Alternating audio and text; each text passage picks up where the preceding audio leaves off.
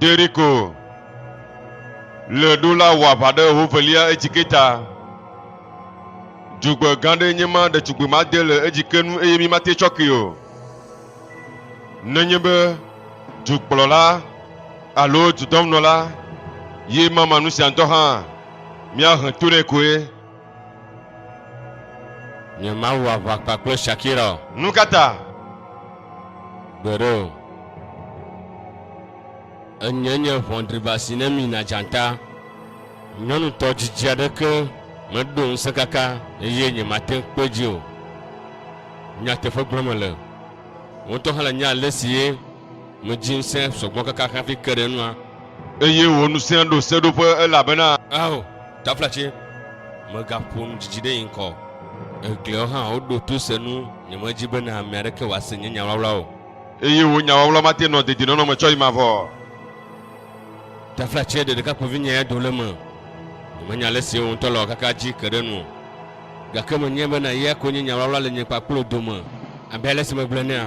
Egliawo hã woɖo to se nu eye nenye bena meyɔ yiƒe ŋkɔa ame aɖe la te si fa eye avasia mawu nu gbe ɖe o. Nusẽ dodo si le hia ye nye sia. Medo ŋugbenɔ be evɔ aɖeke mawɔ ɖekakpuivi o.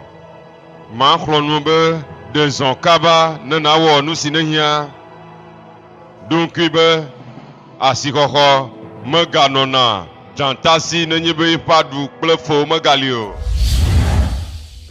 Bon, avant de vous laisser la vidéo, je vous invite à vous abonner et à activer la notification pour ne rien manquer de nos prochaines vidéos.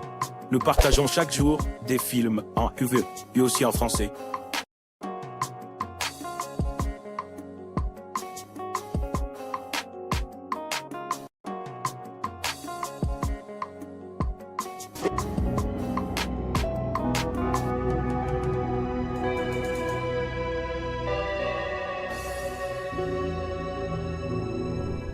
Minotelo. E dit que nous avons les trinatome aléa. Hein? Nous avons les trinatome aléa. Le dédi dans le déri qu'on peut dire si on dit Jove ou de tukui de manière là de nous kata. Nuka le dibomao. Nuka le dibomao. Le nyaz nani siye me déri ko bobe de kukunia. Le nyaz nani siye me chonye yego le apome. Me yego eye me de kukunia sigere me fakonyine. Ou be ma favine to ha. Yo donc bonabona. Il a wapasianam. Gake nu gbe siwo katã o do ne ma nya fuflo ɖeɖe wonye nu gbe ƒuƒlu siwo dzi ye me wɔ kura o. Nyemekpɔ naneke kura tso wa mo. Dzidzɔnu sia dzi ke Deriko dzagɔ le dzi le dzova wu ɖetugbi ɖe ma nya la ɖea. Le tsitre le eƒe nya ŋuti ve wɔvu dada gake dzova le nu ƒo le afi sia. Eye nu ka le dzi be ma wɔ? Hein? Awola nu ka le dzi be ma wɔ hã? Le esi be dzi le nyedzɔ ya. Mekpe be da ɖe dzi nye. Ye ma. Yemegati gba ɖe me abe ame gotɔe ne o. Yemegati dɔ alɔ miɔ nye ŋku via o. Ɖetugbi ma ƒe ŋkume ɖo avɔ ko mekpɔna le nye drɔ̃ me. Yesia yi. Gasia ga menye zi ɖeka o, menye zi ve, menye zi tɔ hã o. Ŋutɔ bi kpɔ. Nenye be nyemawɔ nu si mawɔ aɖe, va se ɖe fia ɖe nu ka la dzɔ ɖe dzinye. Domahia, metrɔ zu nukuku va ho. Azɔ nu kɛ le trɔ zu. Awola kplɔe na nu kɛ le trɔ zu. Me kpɔ nu si wo ɖo nu dzedze le gbegblẽ le nua. Hein? De ma nya la de ƒe ʋu.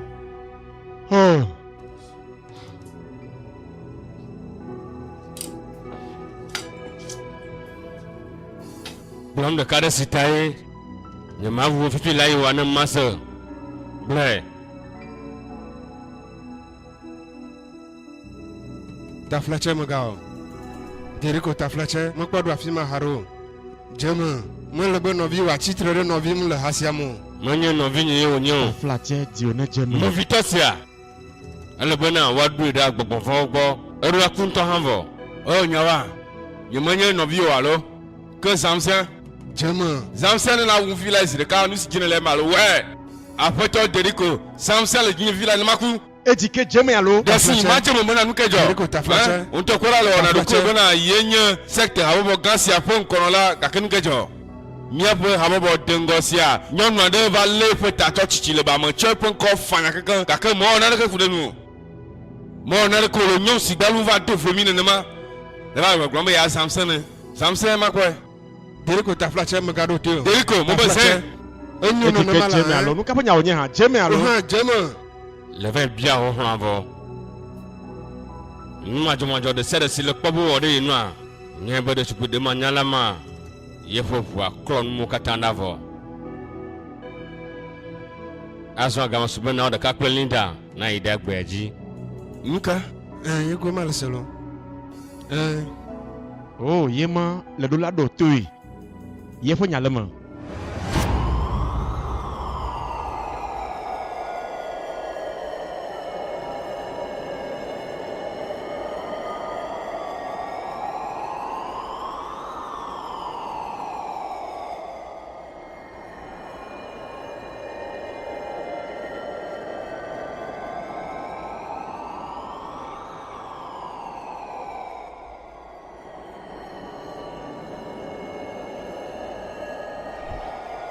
Shakira, nous c'est un peu comme année.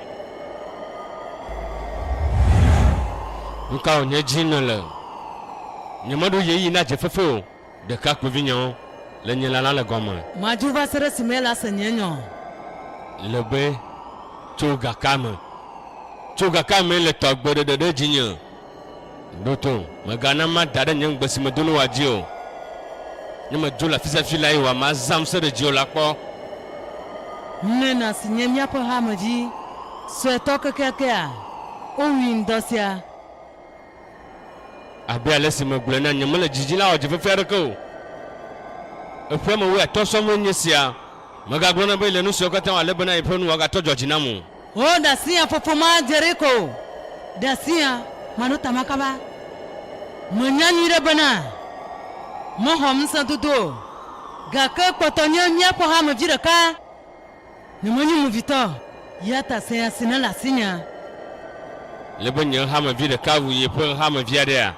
Akusiye ojibana. Wa ulinda ye unena.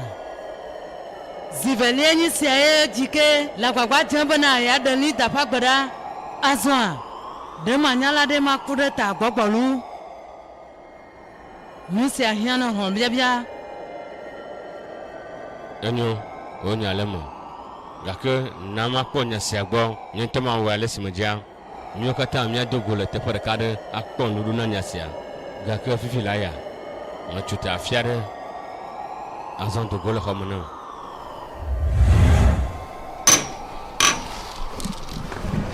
Nyasi mbrono wa iji la ole. Nama wene nama wa.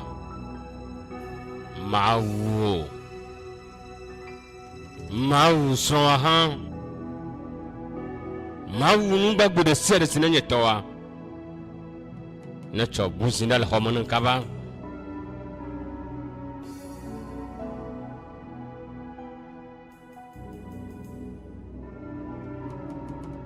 Deriko.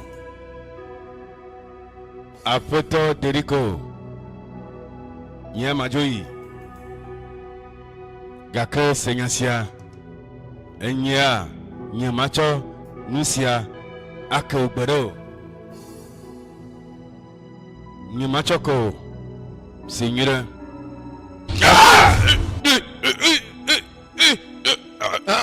Deriko. Ai. Deriko ta flache magawio de sile nu. De kuku choki. Na yeba ma to hanga abio chochoke de tale gbonya ha. Nyema choke gbogboro. Amba voni mo nyoji. Nene makpoto no ka kwema. Azon kenna le susube. O chochoke anyem si le vovire nam. Ejike o hanlon. Azon glona de la onu simo gbalo mawe. Enlola. Lombe ya we. Enlola wa de sile nu na chiagbela. Etike gbonya de alo. De ne dibe yakwa. Nu kapa to motrine le. Enyo. Didi okocha. Didi.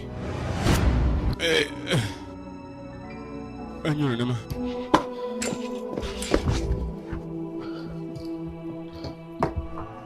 Nga mame na kawa sile jakpatra fasi kenko. Nyenye Deriko. Vondriba simina janta. Nous se servons tout me trinons, me sénanons. Enyo na nama magano vovon mo lesia. Ma voix le gbegbe. Ma de mo na de ke wa jode ji o. Di de ko ko to. Di ke ju afo juju glonya to ha. Na ma glo blame you. Di de ko ko to wa hu. Gogo kaka. To nyu minya. Le nya te pe me am. Nutu ado pe goyi ya ga den kontolo. To me gbalo si o pone. To me gbalo ma. Ye pe nu won ole ale. Shina. Manye to me gbalo ko nyi. Ma du ba ma ji bo ya ye ma kare ji bana nu si tutu mo wa ma. Ga kala fisi me ala nya vamba mo na ma. Maga fom no mo.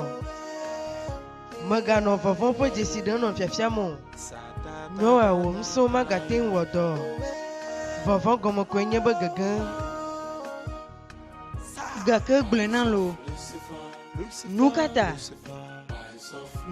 la wona ne ma. Ble me ade sie mo jesi odo. Shira. Jujo. Ta flache. Jujo. Mi doto. Majiba mnyamo ba mnyano mdonde tanyo. Ifo nyajo na nyeba biji doma. Ela bana manyanya maka wonene mo. Shina. Makwebe mondo sron kwa walo. Nyama denu egbo. Efe amo wuson. Ndeke makana yemo wana funya kule efe amo wumo dumo. Happy Shakira vado nyagbe ma. Zigbata nyasi anya ha. Madoji teno talent ada pangkuma. Azonglena. Nanya bana la tanya fe. De o hama futu mene. Abela sinya hama funene wa. De mawe.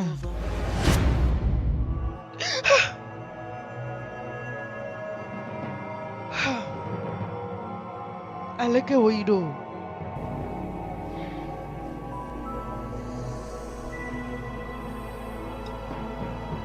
La de kukuna ejike la modesia de point kuma. Eno gbesaswe. Nano no modesia de siwa chodo kuma nawa. Nya fluflu nye ma glonele ma ma vamu.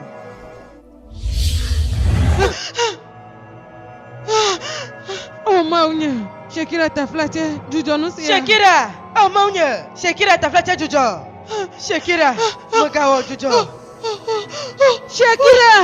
Shakira magawo. Jujo la. No tenusia. No jujo. Jujo ta flache jujo. Anyola.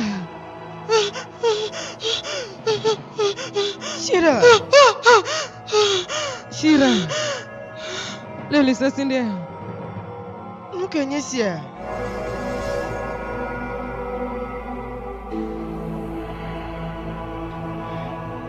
Shira.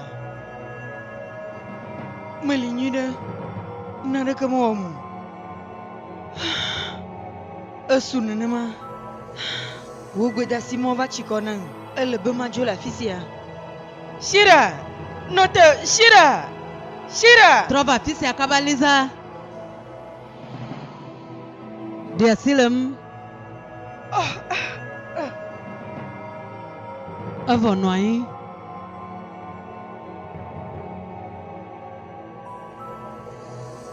Mino ya bapia do si o la nami ba mi afun kudawam. Mani fa graje je pam si o le.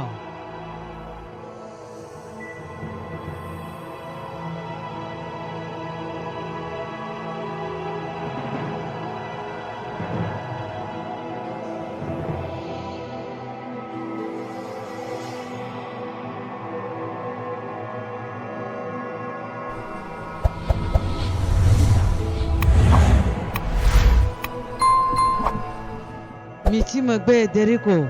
Miaonu. Mi maganye sronto. Yete matechi magbene nyi to majia. Ejike.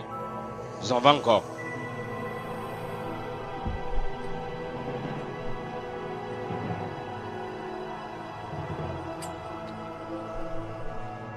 Mio ya mtoto bana. Mia no bia wa ba de kukuno alebe afasia wa wonu. Ni ma le mi da do mo alo achon ya de miam de mia du motor ka si mi mata. Micheko abe ndo mteƒe ne fulele si le mía domea wòanɔ te zi ɖeka.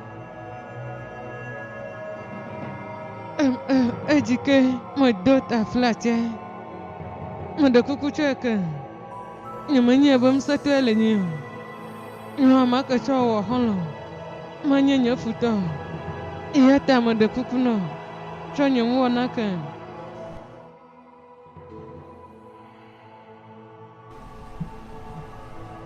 Ejike gblɔ nya ɖe nyɔnu ma te va de kuku nɔ la zi wòanɔ kpɔ nenema o. Ejike wɔ nu si ne dzia eyi mele mía si o. Enyo tukara meli o. Mexɔ wo taflatse dodo na o. Nɔnɔme aɖe le nume. Awo. Miana numawo katã woazu tsaƒe nyawo. He's a monster in the human form. Hey, he fears no man, no spirit. He possessed the kind of power nobody can test. Oh, brotherhood of again. Shekira nyumate ŋdu akpenɔ wa de teƒe o. Akpenɔ bena le kplɔ va da mɔnyuie sia dzi. De le te xɔ se be metsɔ aƒe gã nyakpɔ ɖe na dzila nyɔ le Marylandia. Ele ko abe magiki ene. Nyanyui aɖe ŋutɔ enyi ma nye ma blo o edzɔ dzi na gake mena ɖeke ma la gate wɔ si wu ma ŋutɔ hã. Akpe gã ɖe na o. Eye tsɔ kpe ɖe nua. Medi be mado akpe na wò kpakple nɔvinye mamlɛawo. Ɖe ale si mi nɔ megbe ne mata. Ale si mi kpɔ Ejike ƒe nya gbɔa edzɔ dzi na ŋutɔ. Akpe na wò. Menya eye dzidzɔm bena meɖo ŋusẽ mɔ aɖe si metsɔ lé Deriko da ɖi. Azɔ meɖo ŋku mekpɔ nu si ne dze aha ɖo. Eye nye nu ka? Ɖe la te gblɔ nu si tae srɔ̃ kpɔtɔ le agɔ ɖum le agbagbewo ƒe anyigba dzia ne ma. Medzi la gblɔ be nenyi be la tsɔ ame aɖe atsɔ sa avɔa eye wòɖo la nye gatsɔ woa nuku ne wòe aɖo vɔ ele nɔ be natsɔ wò ŋku ava. Le nya gbɔ nya me susu be nyasela va wodo ŋgɔ na yi sia. Gake si wòvava le mia ba mele gbɔsɔsɔe atsɔe asa avɔ na mi. Nya ɖeke magblɔ. Edzɔ dzi na ŋutɔ nu si dzi melia ma dzigblẽgblẽ le nye.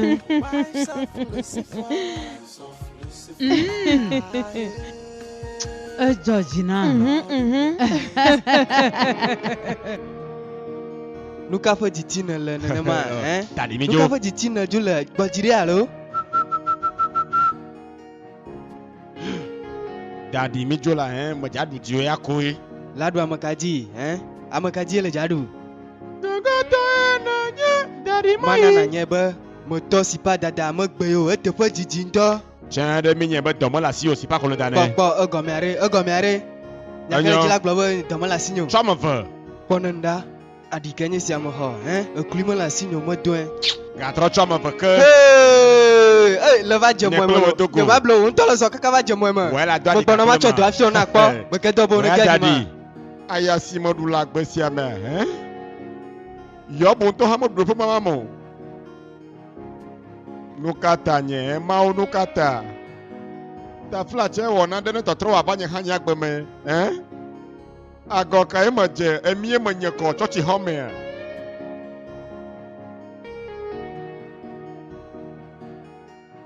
Ne le dzi la va yi alo.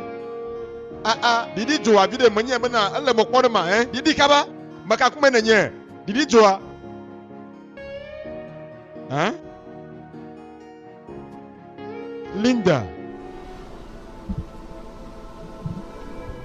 Linda ewo nye sia.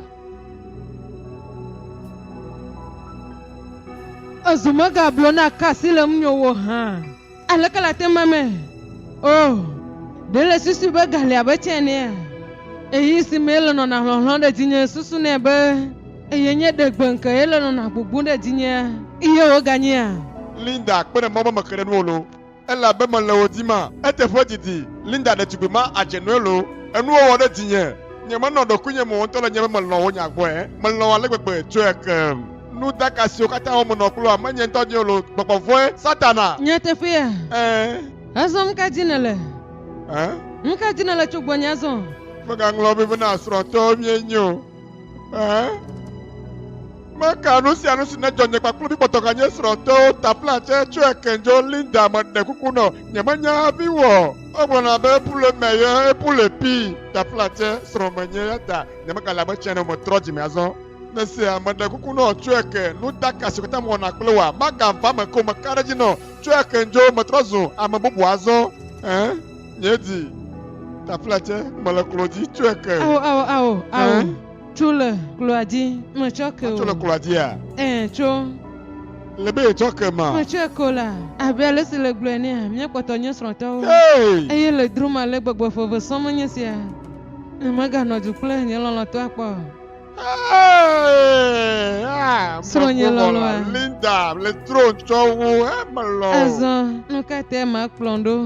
Nye ya fomu. Ela bena modom tohwe de si mojacho lili o. Hey!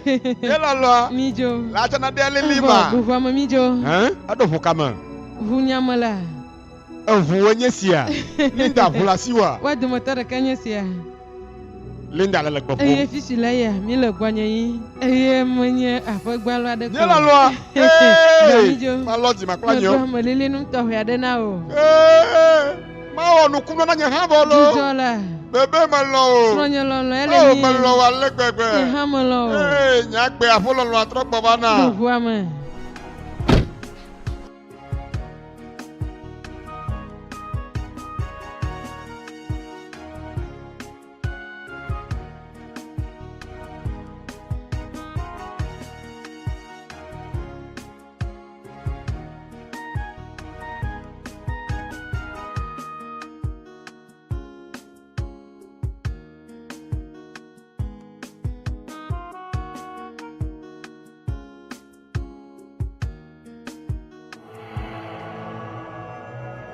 Linda, nella pima, Nyedi, Chupompon,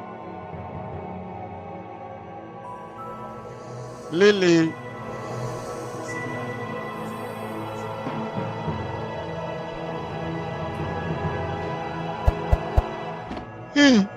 Maunye, Yesu Christo, Linda, que cette étoile est Yemonye. Eye gbe la ke fode wo mdaka kple nuvo si kata le wo kple mata. Hey, Linda. Mande kuku no na nyebe mo na de jagole tiwa. Cheke, lese amaka onusio. Linda nuka one le kule wia. Linda da wia de la bazana wi manya chawa nuka one le kule wia gbe ta place da wia de la. Aw mande kuku no sro nye. Aw. Mo lo la ma tro nye maka la ba cha no. Wo enye nu si dimele.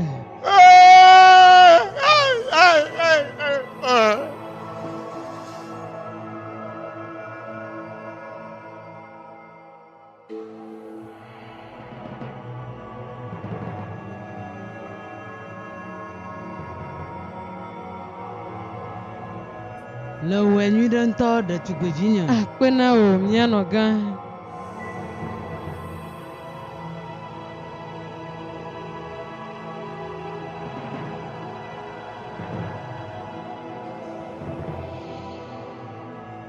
Oh, mam, di doa leguna malia.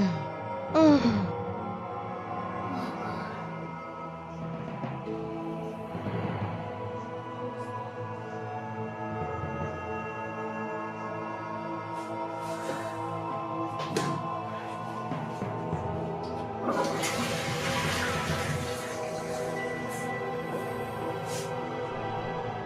Maunya.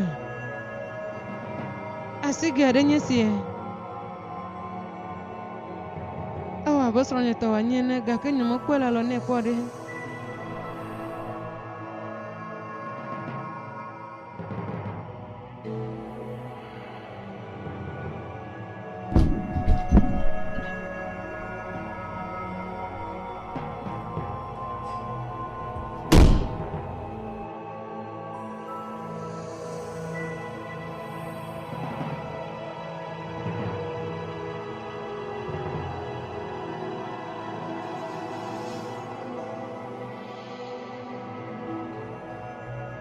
Dona onanya. Oh, Junior. Alaka le lido. Mali nyuira. Tika le jui. Mano vible la hwa godoe. Etok bava. Plena na to haru bava na. Enyonta. Abaja la jija kwa malia. Ewa be asigesia toto wanyene. La nyobana na hwe shova ine. Enyo macho chova ine. Note. Junior. Magahanu. Trochena. No anyata machova ine. Enyo. Uya joveji la mama. Masi nanya. Ejebena nada kukula sigesianu. Amni manada le enu. Gachova nyamukwe udo asigesia kwa.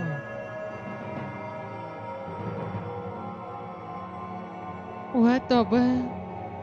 Sronye lonloa. Seti toye unyele ya tekome.